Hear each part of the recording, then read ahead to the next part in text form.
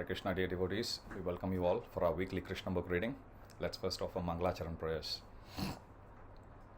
Om Ajnanatimirandasya Jnananjana Shalakaya Chakshurunmilitam Yena Tasmai Shri Gurave Namaha Sri Chaitanya Manobishtam Stapitam Yena Bhutale Swayam Rupa Kadamayam Dadati Swapadantikam Vandeham Shri Guru Shri Yuta Padakamalam Shri Gurun Vaishnavamscha Shri Rupam Sagrajatam Sahagana Raghunatanvitam Tam Sajivam Sadvaitam Savadutam Parijana Sahitam Krishna Chaitanya Devam Shri Radha Krishna Padan Sahagana Lalita Shri Vishakanvitamscha Hey Krishna Karuna Sindhu Dinabandhu Jagatpate Gopesha Gopika Kanta Radha Kanta Namostute Tapta Kanchana Gaurangi Radhe Vrindavaneshwari Vrishabhanu Sute Devi Pranamami Hari Priye Vancha Kalpatarubhyascha Kripa Sindhubhya Evacha Patitanam Pavanebhyo Vaishnavebhyo Namo Namaha Jai Shri Krishna Chaitanya Prabhu Nityananda Shri Advaita Gadadhara Shiva Shadi Gaura Bhakta Vrinda Hare Krishna Krishna Krishna Hare Hare Hare Rama Rama Rama Hare Hare Mukam Karoti Vachalam Pangum Langayate Girim Yat Kripatam Vande Shri Gurun Dinatarinam Paramananda Madhavam Shri Chaitanyeshwaram That's it.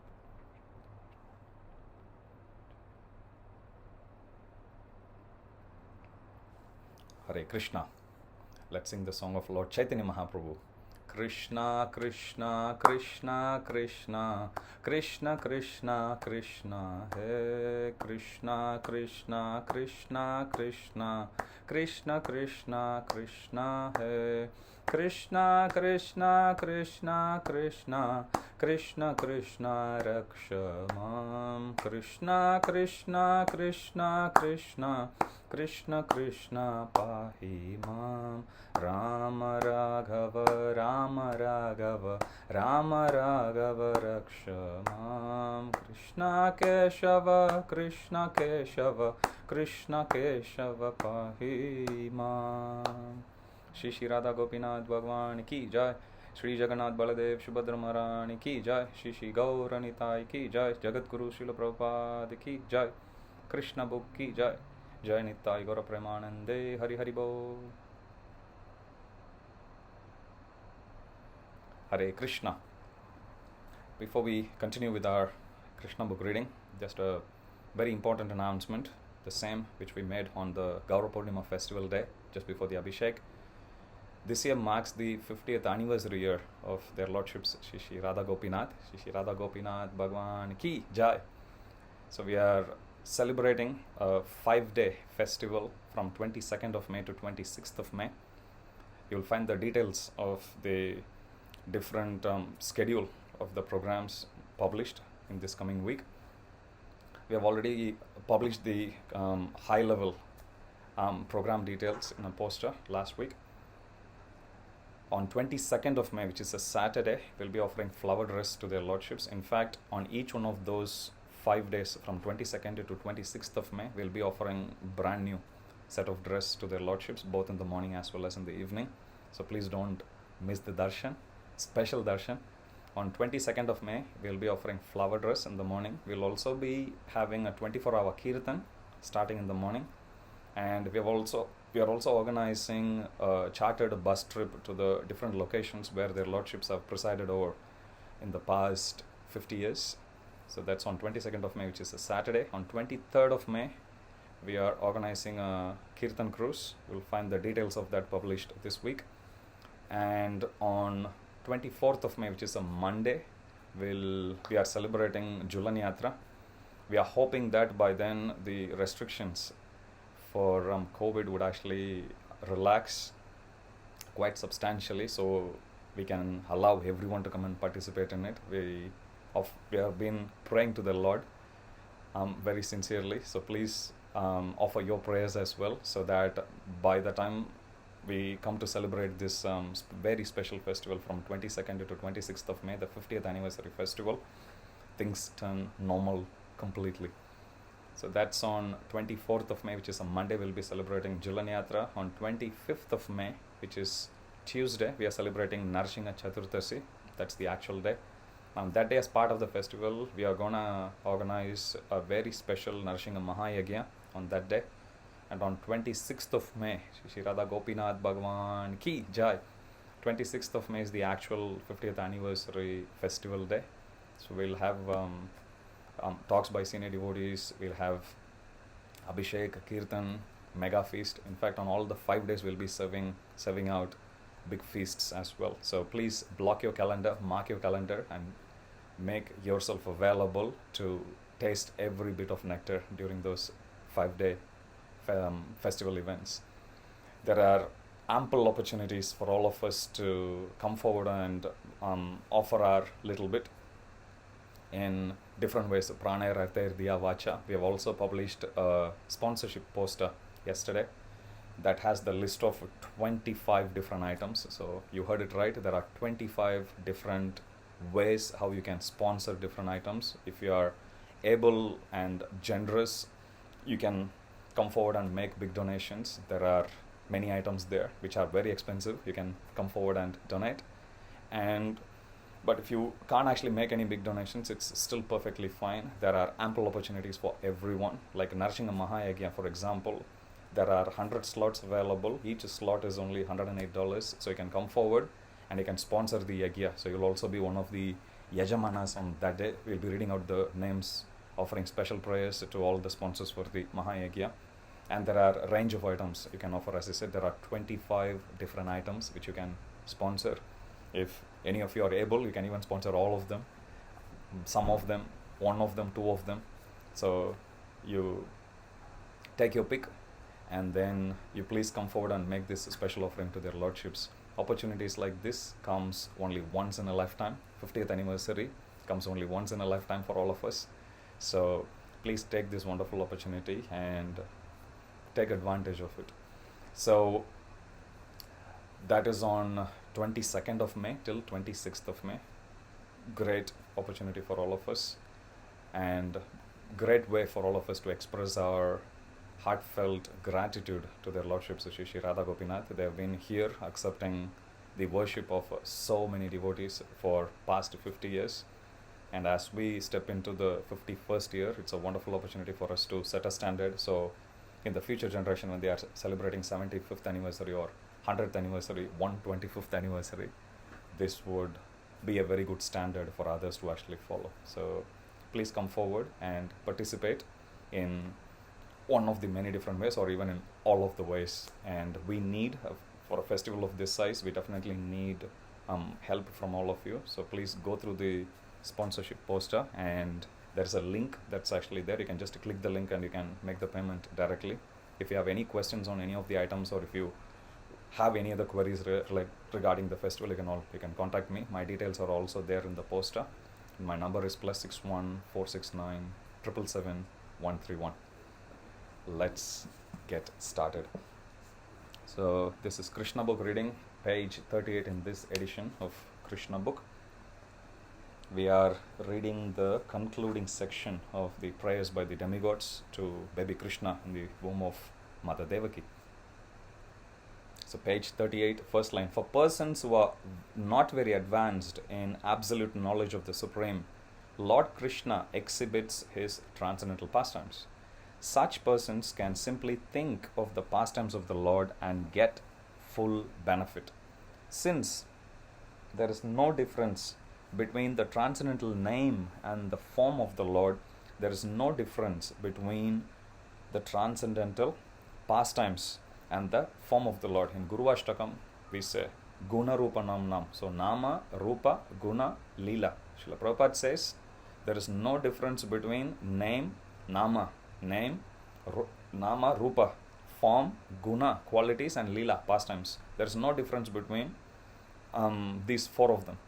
So if one gets attached to even one of them, Prabhupada says one can actually attain perfection. Since there is no difference between the transcendental name and form of the Lord, there is no difference between the transcendental pastimes and the form of the Lord. For those who are less intelligent, like women, laborers, or the mercantile class, the great sage Vyasadeva wrote the Mahabharata. In Mahabharata, Krishna is present in his different activities. The Mahabharata is history. And simply by studying, hearing, and memorizing the transcendental activities of Krishna, the less intelligent can also gradually rise to the standard of pure devotees. Prabhupada says, always Kalau Shudra Sambhava. Prabhupada says in Kali Yuga everyone is born as a Shudra, everyone is less intelligent only. So here Prabhupada is saying Krishna, he comes down and he performs his activities, his pastimes, simply to give us enough subject matter to discuss about. Just like, let us say, a country wins a World Cup, soccer World Cup, could be cricket World Cup, any World Cup. Then you will see everyone talks about it in all forms of media. The whole night they'll talk. They'll be partying for the whole night. Next day they talk about it. They publish it in different newspapers, websites, and whatnot. The next few days, next few weeks, they'll keep on, and even the players, they'll be celebrated as heroes, like that. The celebrities come, or they'll get celebrity status. The celebrations will continue, so on and so forth. So anything that is significant, it grabs our attention. In fact, our consciousness is always hooked on to that. So here, understanding in a similar way, in Krishna's pastime, Krishna himself is attractive. Akarshayati iti Krishna. Krishna means one who is attracting everyone, one who is all attractive. So Krishna has already got the attention. So anything which Krishna does becomes news. Anything which Krishna does becomes a subject matter for discussion, becomes a subject matter for pondering, remembering, talking, hearing about, so on and so forth. So if we understand that Krishna, whatever activity he does is simply for our benefit, then we will have definitely gratitude in our heart, with which we'll be able to be more receptive when it comes to hearing, remembering, or even chanting Krishna's glories. So it's extremely important that we understand why Krishna comes in. 10th canto, there is even a verse, actually, Anugrahaya Bhaktanam, Manusham Deham Astitaha, Bhajate Tadrishakrita, Yashrutva Tat Parobhavet, which means Krishna comes, Anugrahaya Bhaktanam. Even though Krishna says in Bhagavad Gita, 4th chapter, you will see, Paritranaya Sadhunam, Vinashaya Cha Dushkritam, Dharma Samsthapanarthaya Sambhavami Yuge Yuge. To Paritranaya Sadhunam, to protect the pious, to analyze the miscreants, as well as to re-establish the principles of religion, I myself descend millennium after millennium. Now Acharyas, when they comment on this particular verse, they say, for Krishna, in order to kill the miscreants, he doesn't have to come himself. He can just send one of his agents, one virus, one germ, one natural calamity, one earthquake, one tsunami. So many different ways how Krishna can actually kill the demoniac people. So Krishna doesn't really come down to establish, or come down to rather kill the miscreants. That's not the purpose. And if Krishna wants to give instructions, he also speaks through the scriptures. That's also there already.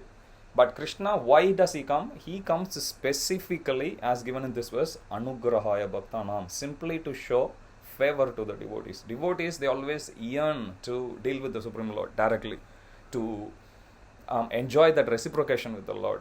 Devotees want to directly offer something to the Lord. So Supreme Lord, out of his costless mercy, he descends down to make that available for all of us, make that available for everyone who wants to directly communicate with him, to directly deal with him. So that's the purpose why the Supreme Lord comes. So Anugrahaya Bhaktanam, how does he come? Manusham Deham Astitaha, taking human-like form. Many times, historically also, if you see, many people, they mistake Krishna to be just a famous historic personality, like that. I remember studying in history book, where that's the first time I have actually come across this name, Chaitanya. And my history book, I still remember in year 10, if I'm not wrong, I studied it, that it said that he is a social reformer who appeared in Bengal. So Krishna, whichever form he appears, people can't ignore, because Krishna, he always does very uncommon activities, but at the same time, because Krishna is so expert in acting exactly like human, many people mistake him to be just a human, unfortunately. So Manusham Deham Astitaha, Krishna takes the form of a human and he performs pastime. Bhajate Tadrishakrita Yashrutva Tat Parobhavet, simply by hearing about the pastimes of Krishna, which he enacted in a human-like form. Yashrutva Tat Parobhavet, one can go back to the spiritual world, one can attain perfection. So that's the purpose why Krishna is performing all these pastimes. So if one gives simple oral reception to these pastimes, remembering these pastimes, discussing about these pastimes, which Krishna says is the glorious quality of his devotees. Machita mad gata prana bodhayanta parasparam. Parasparam with each other. Katayanta stamam nityam tushyanti cha ramanti cha. Simply by conversing about Krishna, about the pastimes, tushyanti cha ramanti cha. One becomes very much satisfied in one's heart. The soul gets satisfied. Soul, mind is very peaceful after that. So, simply by hearing this, Prabhupada is saying, by studying, hearing and memorizing the transcendental activities of Krishna, the less intelligent, which is all of us, welcome to Kali Yuga, can also gradually rise to the standard of pure devotees. This is page 38 in this edition of Krishna book. The pure devotees were always absorbed in the thought of the transcendental lotus feet of Krishna and who are always engaged in devotional service and full Krishna consciousness are never to be considered to be in material world. Rupa Goswami has explained that those who are always engaged in Krishna consciousness with body, mind and activities are to be considered liberated even within this body. Iha yasya haredasya karmana manasagira nikilashvapi avastasu jivan muktasa uchyate. Such people who are engaged, Prabhupada is saying, with the body, mind and activities, even though they may be engaged in this body, they should become considered as Jivan Mukta. Should be considered as liberated personalities. Srila Rupa Goswami has explained that those who are always engaged in Krishna consciousness with body, mind and activities are to be considered liberated even within this body.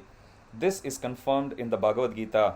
Those who are engaged in devotional service of the Lord have already transcended the material position. Brahma Bhuta Prasannatma na sochati na kankshati. That was Sama Sarveshu Bhuteshu Madbhaktim Labate Param. Krishna appears in order to give a chance to both the devotees and non-devotees for realization of the ultimate goal of life. You will come across instances where people actually have change of heart after they participate in Krishna's pastimes or after they take darshan of Krishna. Kaliya, classical example. Initially when Kaliya started, he was very envious of everyone in this whole Leela. If you see, he was poisoning the waters of Yamuna, drinking which the cows were falling down dead, the birds, even if they come across the fumes that's emanating from the poison, they were dropping down dead, the plants were killed, the fishes, they were killed, Gopas, everyone. But then Krishna comes, one of Krishna's name is Garbhaganjan. Specifically, it's given about Lord Jagannath, which means one who crushes everyone's pride. That's what it means. Garbhaganjan means Krishna is very allergic to pride. So if he sees pride in the heart of everyone, Krishna, out of his costless mercy, he'll come and he'll crush it. So as soon as he sees this pride in Kaliya, immediately Krishna jumps, tightens his waist belt, and then he jumps on top of Kaliya, 1,000 hoods, and he starts to dance. And the cause of Kaliya's pride is his poisonous venom. So that venom, Krishna actually, by dancing on it, he removes. He batters him completely, and now Kaliya is completely exhausted. So in that mode, then he goes and takes the shelter of Krishna. Krishna leaves his lotus footprints on top of his hood. Something which, that's what even the Nagapatnis, they actually pray.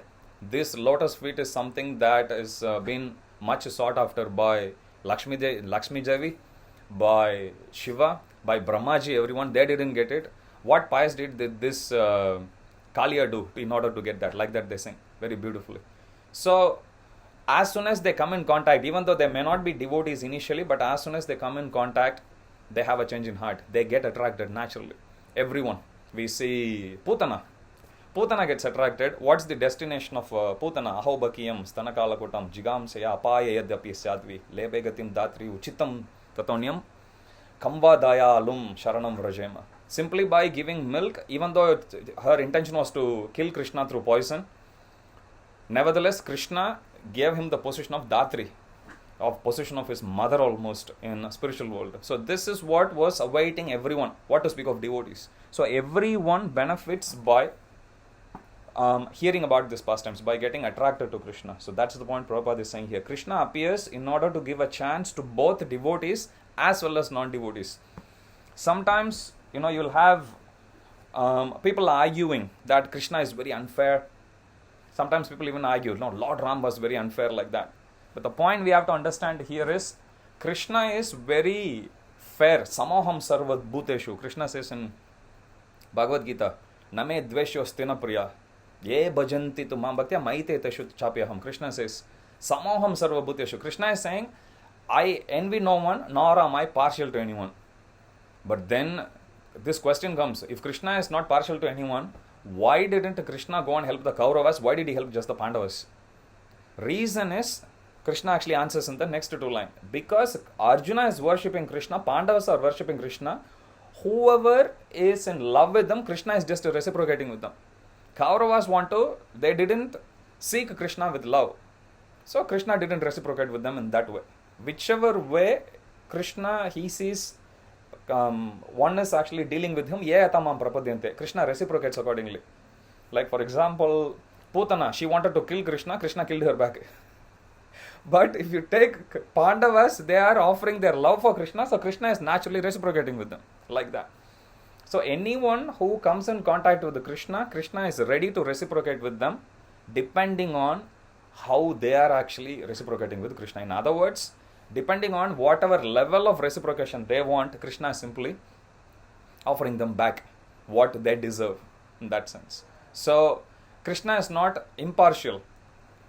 How can we understand Krishna is not impartial? If we know this famous pastime where Vibhishana, for example, when he changes camp and he comes to deal with Lord Ram, to join hands with Lord Ram to fight against Ravana.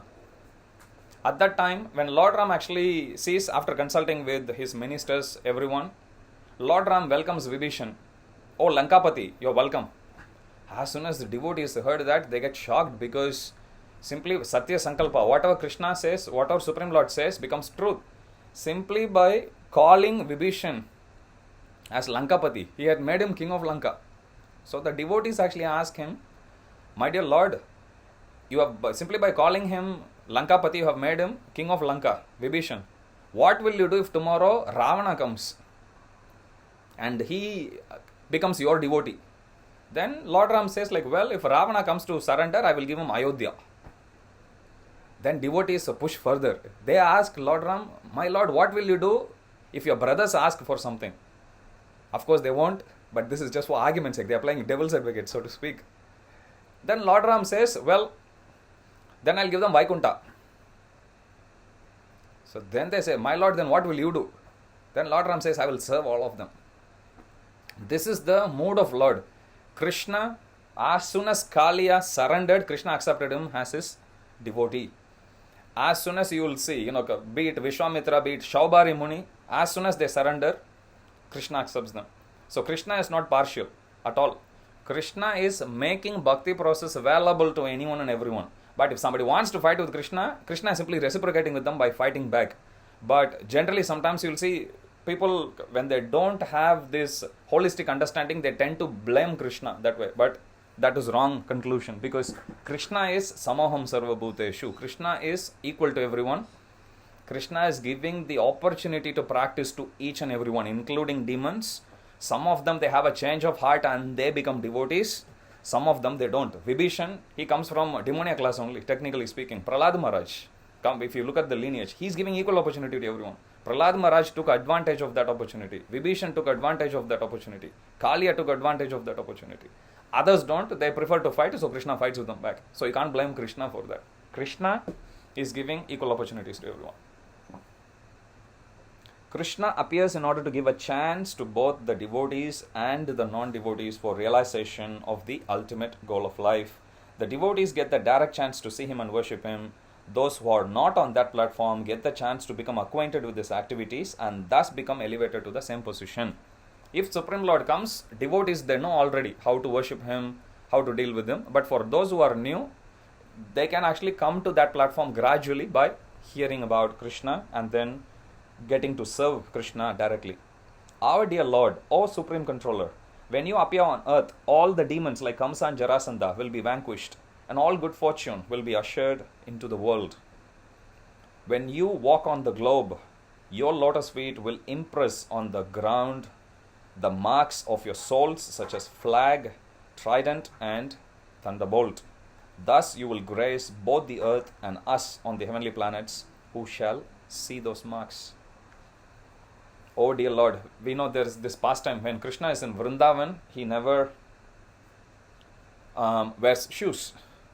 So one day, Mother Yashoda, she offers shoes to Krishna as he was going to herd the cows. Krishna says, what about the cows? Cows don't have shoes. So unless all the cows and calves, they have shoes, I won't wear shoes. Krishna is so merciful even to cows. So Krishna's point is, if my cows and calves are not wearing, I'm not wearing. So when the cows actually heard this, they felt so touched in their heart, and immediately they went and they crushed all the ground, because they know how much Krishna actually loves them, and they wanted to reciprocate with Krishna also. So they crushed the soil of Vrindavan so much. In some places of Vrindavan, if you say, especially around Govardhan, if you go, you'll see like very, very fine dust, very, very feather-like dust actually. When you walk on that, you can experience that. So Krishna, when he was walking in Vrindavan, wherever he went, he just left these different marks wherever he walked on the land of Vrindavan. So that's what is mentioned here. Some of the marks is given, such as flag, trident, and thunderbolt, and their significance in each one of these symbols that is there in Krishna's lotus feet. It's a big topic we don't have, but I think we discussed on that about a year ago. Hopefully you'll find that in one of the videos on YouTube, or some other time we can discuss what's the significance, what are the different symbols, so on and so forth, such as the flag, trident, and the thunderbolt. Thus you will grace both the earth and us on the heavenly planets, who shall see those marks. Page 39. Oh dear Lord, the demigods continued, you are unborn. Therefore, we do not find any reason for your appearance other than for your pleasurable pastimes. Krishna is unborn, Aja. Krishna is unborn, but he is appearing here. So demigod's logic or point here is that you are unborn, which means nature can't force you to come down here. But if you have come down, it means simply you have come out of your own accord, simply to enjoy some pleasurable pastimes. That's why you have come. So demigod's understanding, we can see, it's perfect here about the position of God, position of Krishna especially. Although the reason for the appearance of the Lord is stated in the Bhagavad Gita, actually he descends for his pleasure meeting with the devotees, not really to vanquish the non-devotees. We just discussed on that a short while ago. The non-devotees can be vanquished simply by one kick of material nature. The actions and reactions of material nature are being carried out automatically, but simply by taking shelter of your holy name, the devotees are fully protected. But your holy name, because your holy name and your personality are non-different. The protection of the devotees and the annihilation of non-devotees are actually not the business of the Supreme Personality of Godhead. When he descends, it is just for his transcendental pleasure.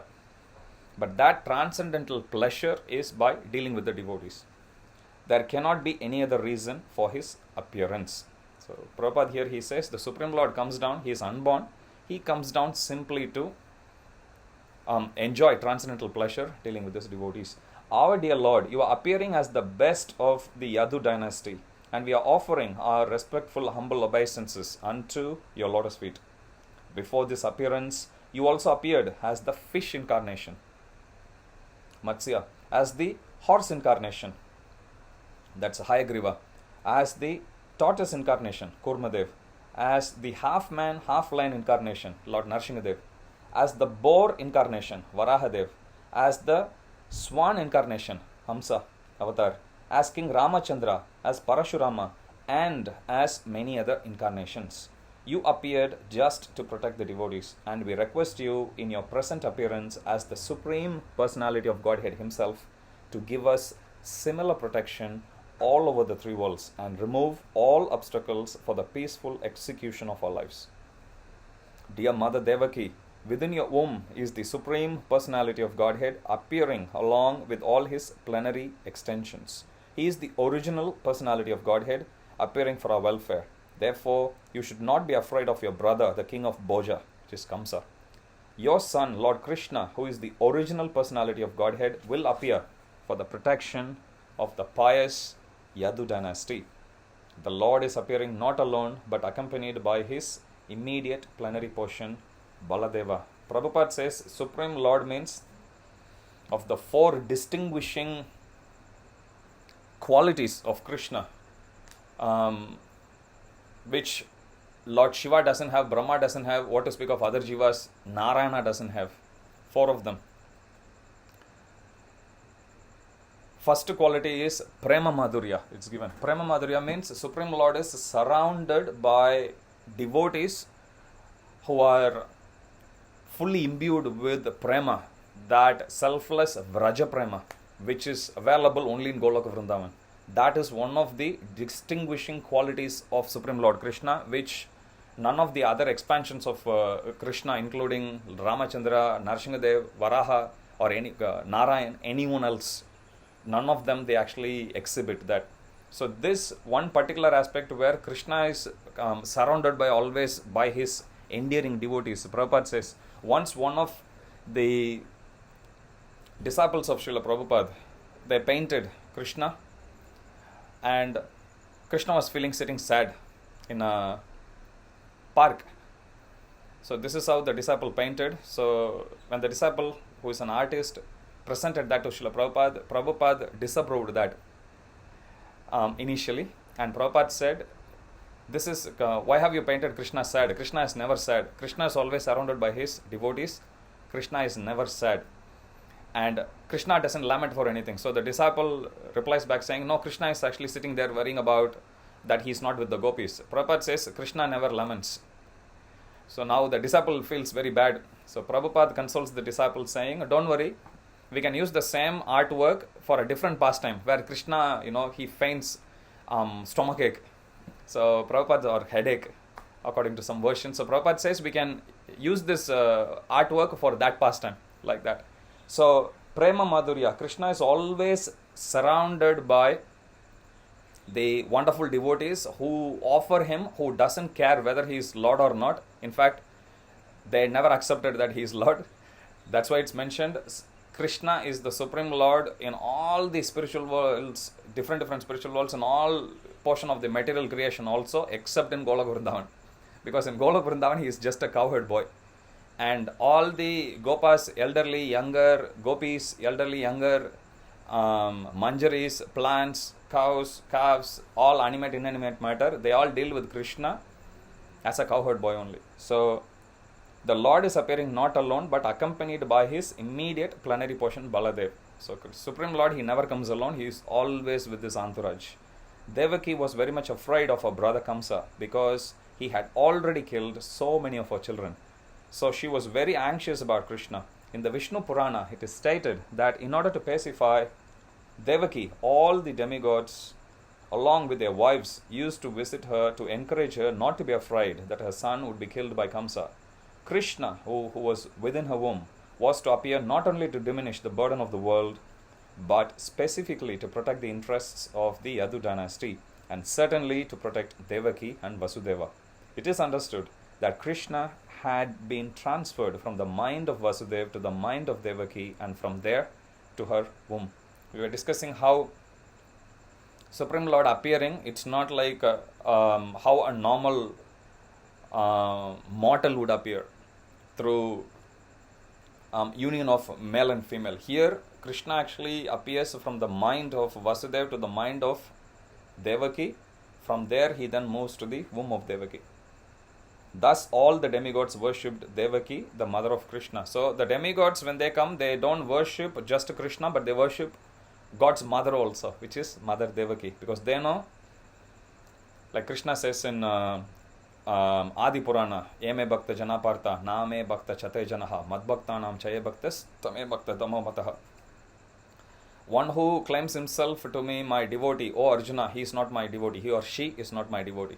But one who says he is the devotee of my devotee, such a person is my devotee. That's what Krishna says. After thus worshipping the transcendental form of the Lord, all the demigods with Lord Brahma and Lord Shiva placed in front departed for their heavenly abodes.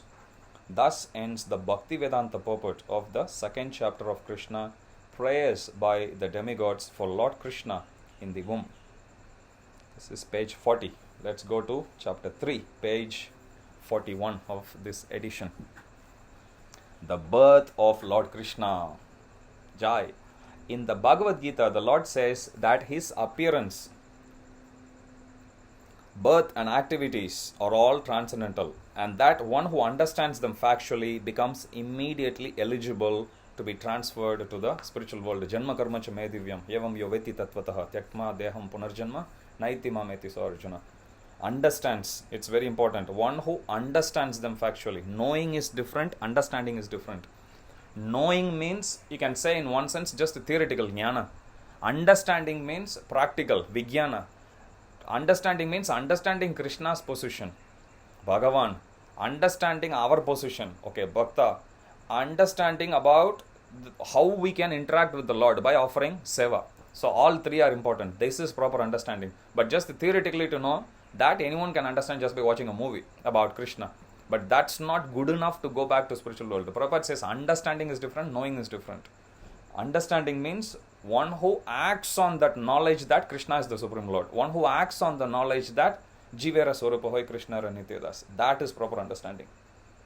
The Lord's appearance or birth is not like that of an ordinary man who is forced to accept a material body according to his past deeds. The Lord's appearance is explained in the second chapter. He appears out of his own sweet pleasure.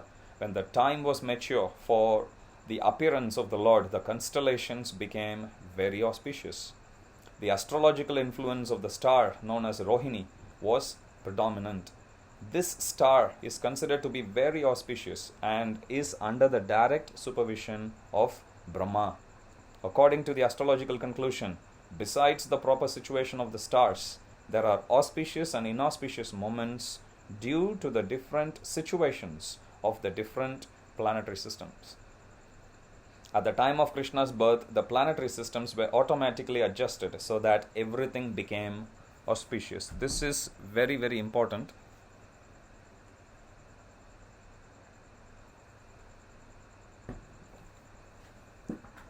Prabhupada's spiritual master, Srila Bhakti Siddhanta Saraswati Thakur, he is an expert in astrology. In fact, he himself wrote a work, Surya Siddhanta. So, he is a very expert in astrological science. However, he would take astrological book and he will put it aside, saying that he never practiced it. And the reason he gives why he didn't practice is very relevant to this point which Prabhupada is making here. Bhaktisiddhanta Saraswati Thakur says, astrology can predict everything except the will of Krishna, except the Krishna factor. Without that, this is useless. Saying that, he just puts it aside. So Prabhupada, he says in one class, after reading about this section, Prabhupada is saying, you see here, when Krishna comes, all the different constellations, stars and everything, they are realigning themselves simply to create the auspicious moment for the appearance of Krishna as their service to Krishna. So Prabhupada says, so same way, one who has taken shelter of Krishna, these planets will realign, and because they come directly under the control of Krishna, Mahatmanastu Mampartha Daivim Prakritim Ashritaha. That's the Daivim Prakritim here refers to Srimati Radharani. So like all of us have seen that beautiful photo in Bhagavad Gita book. You see the three modes of nature depicted as three goddesses. They are controlling everyone's activity. So Mahamaya, technically she holds the reins because we are in Daividam. But as soon as somebody surrenders to Krishna, Mahamaya immediately hands over the control of our life to Yogamaya. From that point, Krishna directly controls our life. So one who takes the shelter of Krishna, then Prabhupada says all these stars, everyone, the constellations, they just realign themselves just like how they do for Krishna. In other words, simply by taking shelter of Krishna, one gets all auspiciousness. Kleshagni Shubhada, it brings auspiciousness in one's life. Moksha Laghu Tagrit Sandarananda Visheshatma Ivi Sri Krishna Karshani Sudurlabha. We come across the different characteristics of devotional service in the very first chapter of Nectar of Devotion. So, Kleshagni Shubhada, it brings auspiciousness in one's life. As soon as we take shelter of Krishna, all inauspicious things go away and all auspicious things stay with us. or rather, come into our life. At the time of Krishna's birth, the planetary systems were automatically adjusted so that everything became auspicious. At that time, in all directions, east, west, south, north, everywhere, there was an atmosphere of peace and prosperity. There were auspicious stars visible in the sky and on the surface of the earth, in all towns and villages and pasturing grounds, and within the minds of everyone. There were signs of good fortune. Simply by Krishna appearing in a place, he is influencing everything. The minds of every living entity, the ambience that's there, the water bodies, the plants, breeze, stars, everything. In other words, as soon as somebody takes up Krishna consciousness, not just the devotee in question benefits, but anything and everything that's related to the devotee also becomes auspicious. So Prabhupada says this is the greatest welfare activity, which is to take shelter of Krishna. Within the minds of everyone, there were signs of good fortune. The rivers were flowing full of waters, and the lakes were beautifully decorated with lotus flowers. The forests were full with beautiful birds and peacocks. All the birds within the forests began to sing with sweet voices, and the peacocks began to dance along with their consorts. Even though all this are actually, even though it's a sleeping time for the birds, they are actually awake doing all of this. It's at midnight when Krishna was actually appearing. The wind blew very pleasantly, carrying the aroma of different flowers, and the sensation of bodily touch was very pleasing. At home, the Brahmanas who were accustomed to offering sacrifices in the fire found their homes very pleasant for offerings. Even though generally they don't do yajna after sunset, here we see at midnight they are actually doing oblation. So everything we can actually see, they just realign simply for the pleasure of Krishna. Due to disturbances created by demoniac kings, the sacrificial fire had been almost stopped in the houses of the Brahmanas, but now they could find the opportunity to start the fire peacefully. Being forbidden to offer sacrifices, the Brahmanas had been very much distressed in mind, intelligence, and activities. But just on the point of Krishna's appearance, automatically their minds became full of joy, because they could hear transcendental vibrations in the sky, proclaiming the appearance of the Supreme Personality of Godhead. The denizens of the Gandharva and Kinnara planets began to sing, and the denizens of Siddhaloka and the planets of Charanas began to offer prayers in the service of Personality of Godhead. In heavenly planets, the angels and their wives, along with the Vidyadharas and their wives, began to dance. The great sages and the demigods, being pleased, began to shower flowers. At the seashore, there was the sound of mild waves, and above the sea there were clouds in the sky, which began to thunder very pleasingly. Mumuchur munayo devo sumanamsi udanvitaha. So that beautiful series of verses are explained here by Srila Prabhupada so beautifully. When things were adjusted like this, Lord Vishnu, who is residing within the heart of every living entity, appeared in the darkness of night as the Supreme Personality of Godhead before Devaki, who appeared as one of the demigoddesses. The appearance of Lord Vishnu at that time could be compared to the rising of the full moon over the eastern horizon. The objection may be raised that since Lord Krishna appeared on the 8th day of the waning moon, there could be no rising of the full moon. In answer to this, it may be said that Lord Krishna appeared in the dynasty which is in the hierarchy of the moon. So Lord Krishna, he appeared in Chandravamsa, and Lord Ramachandra, he appeared in Suryavamsa. So Prabhupada is saying, even though this is the 8th day of the waning moon, technically there should be no full moon. Nevertheless, because of Krishna's appearance, just like we saw how different constellations, stars, everything and everyone, they realigned themselves to offer to their best possible offering to the Supreme Lord. So similarly here, moon also is thinking. So moon god is thinking, this is Supreme Lord, he is appearing in my dynasty, I will be in my full glory. So he is also appearing as full moon. So Prabhupada is saying, in answer to this, it may be said that Lord Krishna appeared in the dynasty which is in the hierarchy of moon. Therefore, although the moon was incomplete on that night because of Lord's appearance in the dynasty, wherein the moon is himself the original person, the moon was in an overjoyous condition, so by the grace of Krishna, he could appear just like a full moon. In an astronomical treatise by the name Kamanikya,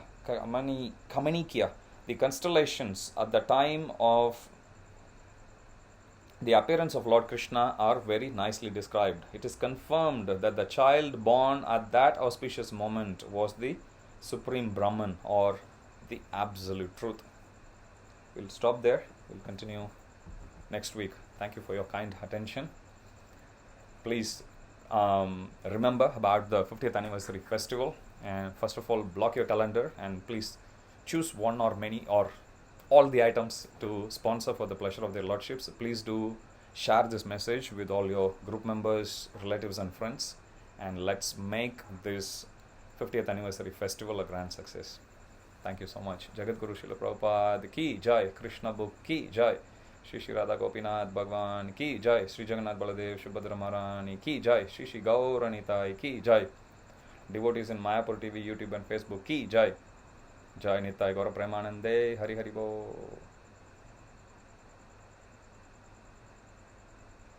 Hare Krishna.